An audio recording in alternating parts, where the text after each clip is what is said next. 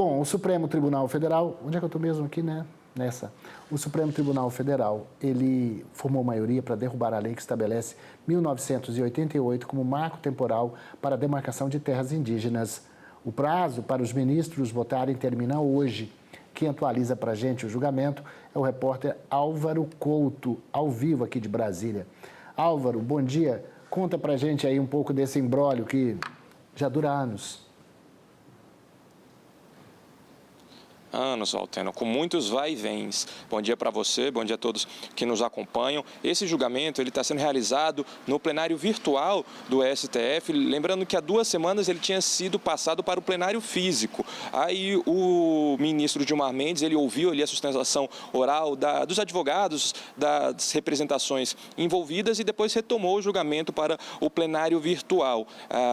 Além do voto do ministro relator Gilmar Mendes, outros 5 ministros acompanharam esse voto com algumas divergências pontuais, mas mantendo a inconstitucionalidade, portanto, da lei do marco temporal aprovada em 2023 pelo Congresso, né? Como eu disse, foram vários vai e vens ao longo desses anos e essa tese, ela define a data de promulgação da Constituição, outubro de 1988, como limite para que os povos indígenas eles reclamem terras que estavam em disputa nessa época ou então ocupadas para virar então terras indígenas, né? Então agora, portanto, o STF ele forma essa maioria, 6 ministros dos 10 já voltaram então por essa inconstitucionalidade.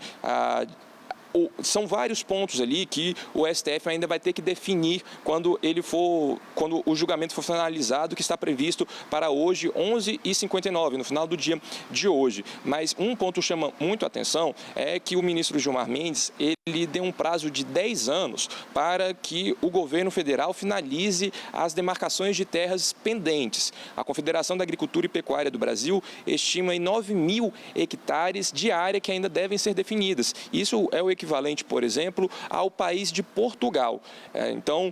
Ou seja, os produtores rurais, eles vão sofrer aí por mais uma década de insegurança jurídica quanto ao direito de propriedade. E aí já teve uma reação do Congresso Nacional, do Legislativo. Na semana passada, o Senado Federal aprovou a inclusão do marco temporal na Constituição. Essa proposta de emenda à Constituição, ela já foi encaminhada para a Câmara dos Deputados e deve ser analisada no início do ano que vem, de acordo com a minha apuração, entre fevereiro e março. Valteno. Pois é, Álvaro, a reação do Congresso, da Frente Parlamentar da Agropecuária, foi clara, no sentido de reconhecer que houve avanços com relação à questão da indenização, houve avanços com relação ao fato de que terras invadidas, elas não são prioritariamente aquelas que serão analisadas para efeito de demarcação. Enfim, estados e municípios participam desse esforço quando a terra for realmente reconhecida como indígena, mas a PEC é defendida pela Frente Parlamentar da Agropecuária, porque na PEC está escrito que a demarcação ou o marco temporal é importante para a segurança e ele seria 1988. Imagine você de 88 para 2035. Então, seriam mais 10 anos. Então, é uma resposta da Frente Parlamentar e certamente isso vai criar mais um foco de atrito com o Supremo Tribunal Federal, não é verdade? Com certeza, né? E assim, não é só a Frente Parlamentar da Agropecuária, que está nesse esforço para definir o marco temporal, diversos ramos do setor produtivo. A FPA, ela de fato lidera, inclusive foi com fontes da frente que eu confirmei essa previsão de votação para fevereiro e março. E há essa preocupação, claro, como você bem frisou, Valteno, eles reconhecem avanços na questão da indenização e de outros pontos que estão no voto do ministro. É um voto longo, são mais de 220 páginas, mas que, como eu disse, o STF ainda vai discutir depois da definição do julgamento o que prospera, o que avança, o que não avança. E como a gente disse aqui também, houve vários vai e vens ao longo desses anos, né? Antes, o marco temporal era uma tese levantada caso a caso para a definição definição, a demarcação dessas terras. Aí o Supremo definiu ele como inconstitucional em 2023.